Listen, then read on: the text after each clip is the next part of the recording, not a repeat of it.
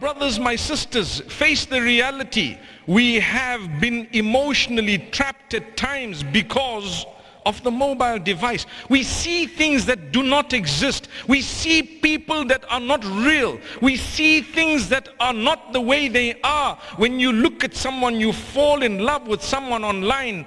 Ask yourself, what is it that I have fallen in love with? You might think, well, it's the deen and the akhlaq.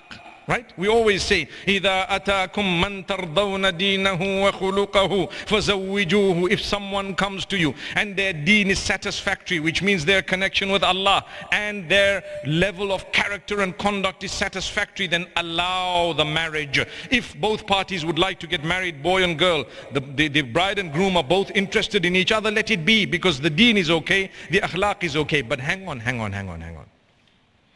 Do you know the norms and traditions and the cultures that you've been brought up within actually do play a role to a degree in whether or not your marriage is going to be prosperous?